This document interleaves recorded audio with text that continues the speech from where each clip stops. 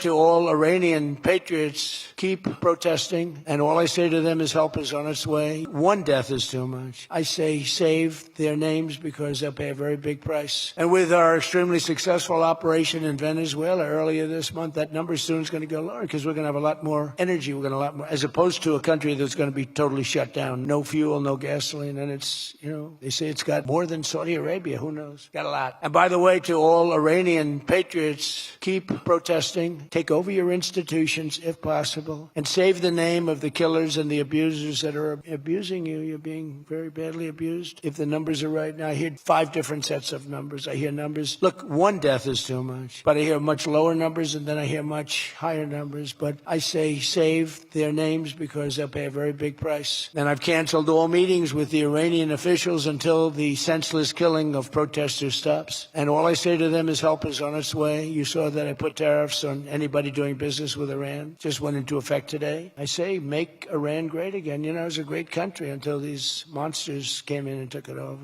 Make America great again. And that's what we're doing. We're making America great again like never before. And now, after less than 12 months in office, this is the easiest speech to make.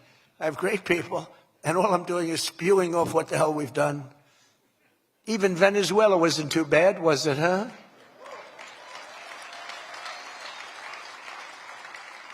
But you have people, Democrats, they say, I don't know if we should have done Venezuela. I don't know. Anybody that says that hates our country, okay? That was as flawless an attack as there has ever been. And they asked us to help them. They have 50 million barrels of oil. They said, take it. It's $5 billion. And we did. We're working with the Venezuelan people and representatives, and it's amazing. But that was an amazing situation. But we did al-Baghdadi, flawless. We did Soleimani, flawless. We did the Iran nuclear attack where we wiped out their nuclear capacity, which would have been very bad. You wouldn't have peace in the Middle East, flawless. We did them all flawless. I want to keep it going that way, too.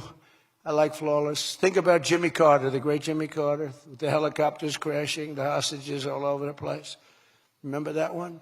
Think about Sleepy Joe Biden with Afghanistan. What a disaster. The most embarrassing day in the history of our country, in my opinion. Stagflation. How many times have you heard the word? We hit it with Joe. We hit everything. What a disaster. Meaning low growth and high inflation. How does that work? Not good.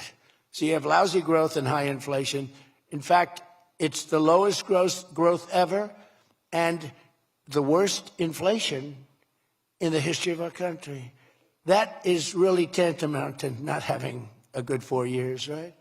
In other words, Sleepy Joe and the people that ran the auto pen were a complete and total disaster for our nation. They were a disaster for our nation.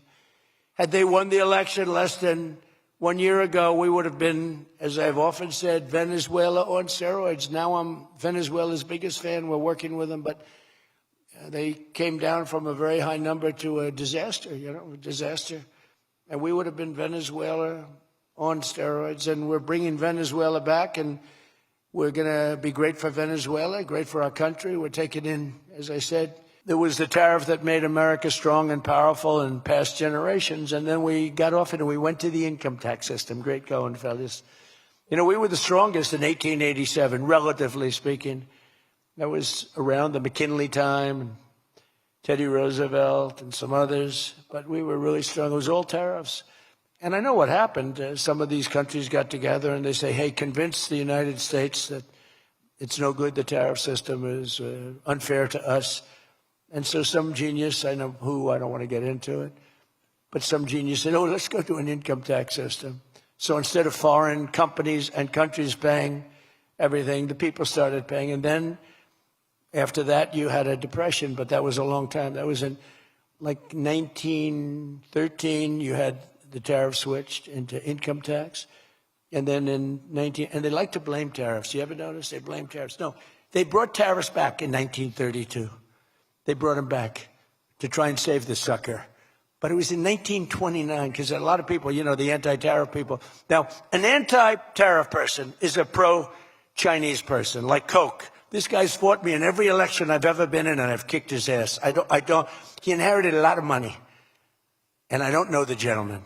But he fights me, and then he goes out and says, I made more money with Trump than I ever made in my life. And then he supports these other people that were total losers. Gives them a lot of money, but he made more money. Everybody makes money with me. I always made money for people. Now it's tariffs that are making money for Michigan, and the entire country is stronger and safer and richer than ever before outside of that period of time. Now, if they had what was called the Great Tariff Act of 1887 or something like that, and it was a great group of people like yourselves, they picked really smart people to sit on a committee. They had so much money, they didn't know what to do with it, and they wanted to have the money given away. You know, we built the Panama Canal out of tariffs. We did a lot of things. Panama Canal was the single biggest investment, relatively speaking, that this country's ever made. Would be the equivalent of trillions of dollars today. And Jimmy Carter gave it away for $1. Because now if they want to come in and build the plant and hire you and hire your friends and your neighbors, that's great. I love that. Let China come in, let Japan come in. They are. And they'll be building plants, but they're using our labor. U.S. auto factories are now seeing more than $70 billion of new investment. Think of that. They were leaving. They were all going. They were going in the opposite direction. Now they're pouring back. It's the greatest. Nobody's ever seen anything like it. And much of that money is coming right here to the car-making capital of the world, Detroit. You lost, so many places. Since I took office, Ford has announced it will invest $5 billion across its Michigan and Kentucky plants, creating 4,000 new jobs. GM is moving production of the Chevy Blazer and Equinox from Mexico right back here to America. Right? Is my favorite auto worker here by any chance? You know who I'm talking about. What happens? Where's Brian? Brian, oh, I see. He made some cash. He's have to. Oh, he's been very disloyal to Detroit. We're gonna have to. He is such a great guy, right? Man, that guy fought for me when it wasn't the popular thing to do. He fought for me from day one. Well, you tell him I said hello to him, all right? That guy, he got it. 4 years ago, he got it right at the beginning. He understood it better than anybody, better than the great economists. They had no clue. And Stellantis is investing $13 billion to expand its U.S.-based manufacturing plant by more than 50%. Stellantis doing a good job. Never before has an administration achieved such sweeping and dramatic turnarounds as have taken place just in this very short period of time. You're talking about 11 months. 11 months and you have a different business. 11 months and you're booming. I just spoke to an AI guy, and that's booming too. You know, we're leading China in AI by a lot. I'm letting them build their own electric plants because people are saying, the amount of electricity they need twice as much as electricity currently in the United States for every other business, home, factory. They need double. So I said, we can't do that. And then I had the idea. When they build these $50 billion plants, I'm going to let them build, and they're already building big electric plants to take care of their plant. And any excess electricity, they'll sell it back to our country. It's an unbelievable, and therefore we're going to build, I think if they really added, you hear how much, and I have great respect for China, but you hear they're building a lot of electricity, but we are too. But we're having it built privately. They're going to own their own electric. They're becoming their own electricity producer. And when they heard this idea, they thought it was great, but they didn't take it seriously because they said it's too good to be true. But then they realized that I was serious. They were getting them 2 and 3 week approvals.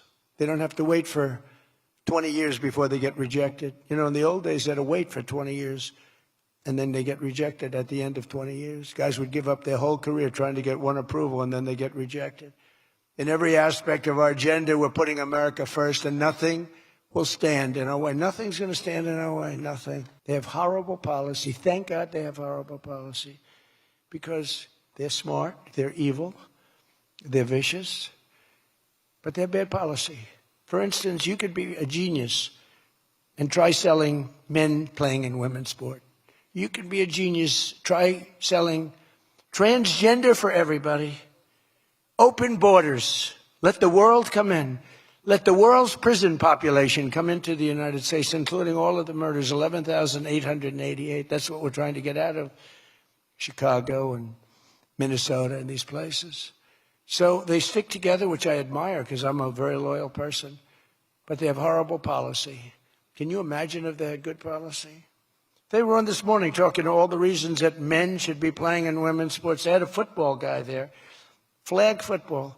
This guy was like 6'6". He weighed 290 pounds with zero body fat. And they had a few young women. They were the size of his leg. He wouldn't have had to run. He could have just walked. They couldn't have done a thing about it. 10 of them would have to jump on him. That wouldn't have had any impact. I don't think he would have been like a fly. It's so ridiculous. It's so demeaning to women. It's so demeaning. Look at the weightlifting records. I mean, the record got beaten by 112 pounds, a record that stood for 18 years. 1 ounce they'd put on, stood for 18 years. Guy comes along, who was a poor lifter as a man. He was at the lower portion of the class. Comes along and broke the record by 112 pounds. Think of that. They've fought for years to beat that record. How about the swimming records? I mean, you can go to sleep during the time the man comes in and the woman. You can go take a nap for a little while.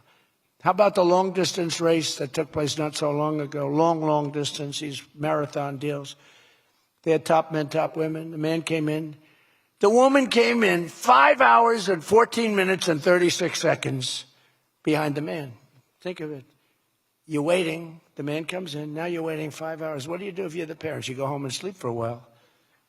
Who the hell wants that? It's so demeaning to women and who are great athletes. It's so demeaning to them, and it's right now in the Supreme Court. I can't believe it would even go to the Supreme Court. I mean, could you imagine 20 years ago talking about men playing in women's sports? They'd think you're crazy. Or transgender for everybody? If you said there will be no mutilation on children, that's one of my standard lines. We will not allow the mutilation of a child. Can you imagine having to say that? 15 years ago, people would say, is that guy crazy? Of course we won't. But we're living in a different time. It's a crazy time we're living in.